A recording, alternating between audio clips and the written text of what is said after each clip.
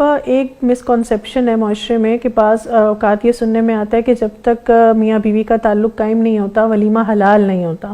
اس بارے میں بھی تھوڑی، ولیمے کے بارے میں بھی اور اس سلسلے میں بھی تھوڑی وضاحت کرتے ہیں.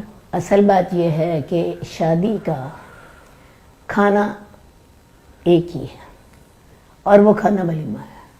ہم نے اس کو بارات کا کھانا علیحدہ بنا لیا، ولیمے کا علیحدہ بنا لیا.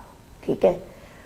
بارات کا تو میں نے آپ کو پہلے بتایا تھا کہ بارات کا کوئی تصور اسلام میں نہیں ہے. جی آپا. حضرت عائشہ کی شادی کا ذکر بھی کیا تھا کہ ان کی والدہ ام رومانی نے اللہ کے رسول کے ہاتھ میں انہوں نے پکڑا دیا اور گھر آ گئی.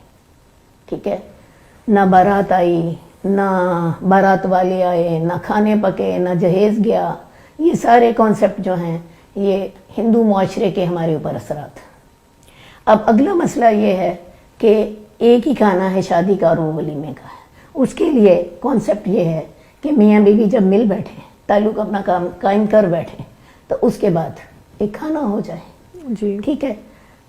بعض اوقات ایسا ہوتا ہے جن تاریخوں میں شادی طے ہوتی ہے ان تاریخوں میں بچیاں پاک نہیں ہوتی. تو سب سے پہلے تو اس بات کا اہتمام کریں کہ بچیوں سے ذرا یہ پوچھ لیں شادی کی تاریخ طے کرنے سے پہلے کہ بھئی تمہارے ان دنوں میں یہ ایام تو نہیں ہوں گے. نمبر 2، یہ دھیان رکھیں کہ اگر فرض کیا خیال نہیں تھا لیکن ایمرجنسی میں یا ٹینشن میں یا بعض اوقات آگے پیچھے بھی ہو جاتا ہے، معاملہ ہو گیا، اب کیا کریں؟ تو بات یہ ہے کہ میاں بیوی جب مل بیٹھیں گے خلوت میں ایک دوسرے کے ساتھ ان کا تنہائی کا اہتمام ہوگا تو انشاءاللہ یہ جو تنہائی کا اہتمام ہے یہی اس کے قائم مقام ہو جائے گا. صحیح. اس لیے اگر کسی نے تعلقات نہیں بھی قائم کیے تو تنہائی کا اہتمام تو تھا نا. ٹھیک ہے. تو یہی ان کے لیے کافی ہو جائے گا انشاءاللہ تعالی. وہ ایک دوسرے کے ساتھ تنہائی میں بے تکلف ہو سکتے ہیں. ٹھیک ہے.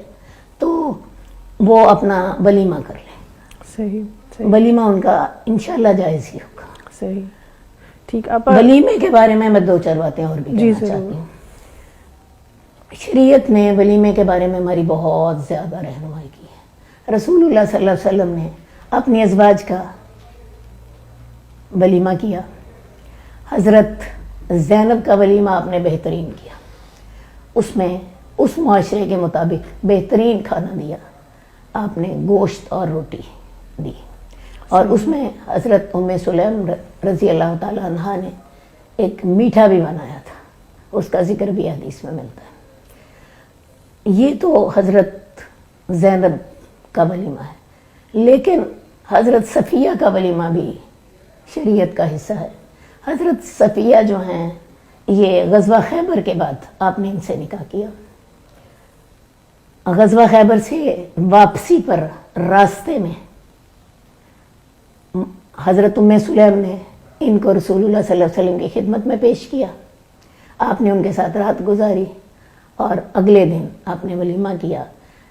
چونکہ سفر کا موقع تھا، صحابہ کا خرچہ ختم ہو چکا تھا، کھانے پینے کی اشیاء بھی کم تھیں، تو رسول اللہ صلی اللہ علیہ وسلم نے تمام صحابہ سے کہا، ایک چمڑے کا دسترخوان بچھا دیا گیا اور تمام صحابہ سے کہا جو جس کے پاس موجود ہے وہ لے آئے. کوئی ستو لایا، کوئی کھجورے لایا، کوئی پنیر لایا. ان تینوں چیزوں کو ملا کے ایک مکسچر سا بن گیا. ستو، پنیر، کھجور، صحیح. ایک مکسچر سا بن گیا اور اسی کو سب لوگوں نے مل کے کھا لیا. صحیح.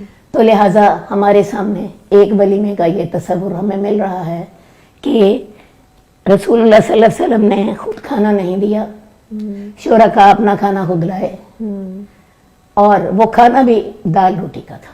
صحیح. سادہ ترین تھا. اور یہ اس وقت کی بات ہے کہ جب غزوہ خیبر میں مسلمانوں کو سب سے پہلی دفعہ اتنا مال ملا کہ انہوں نے اپنے جو انصار سے عطیات وصول کیے تھے مدینہ آنے پر، صحیح. مواخات کے موقع پر، وہ انہوں نے واپس کر دیے. ظاہر ہے یہ حصہ رسول اللہ صلی اللہ علیہ وسلم کو بھی ملا تھا. تو माली हालत आपकी अच्छी थी, नंबर 1। नंबर 2, ये ऐसी खातून का वलीमा था जो मदीने की मालदार तरीन खातून थी। ये हुयैज बिन अख्तब की बेटी थी और हुयैज बिन अख्तब 2 कबीलों का सरदार था और अमीर तरीन आदमी था। तो ये अमीर तरीन और खातून, और अल्लाह के रसूल को उस वक़्त मदीने का हुक्मरान बने हुए 6 साल हो चुके थे। सही। अल्लाह के रसूल चाहते तो कर सकते थे, जी। लेकिन आपने हमें एक नमूना हमारे लिए बेशक। रखना था कि तुम चाहो तो वन डिश भी कर सकते हो और चाहो तो दाल रोटी भी खिला सकते हो। शादी हकीकत में है ही शादी। शादी और शादी एक ही चीज़ है, और बेहतरीन शादी वो होती है जो शादी हो। बेशक। हदीस के अल्फाज हैं कि बरकत के लिहाज से सबसे बेहतरीन शादी वो होती है जिसमें मुशक्क़त कम हो। सही। तो ये सादी शादी के हवाले से अगर आप इसे देखें तो ये नमूना भी रसूलुल्लाह सल्लल्लाहु अलैहि वसल्लम ने हमारे सामने रखा है।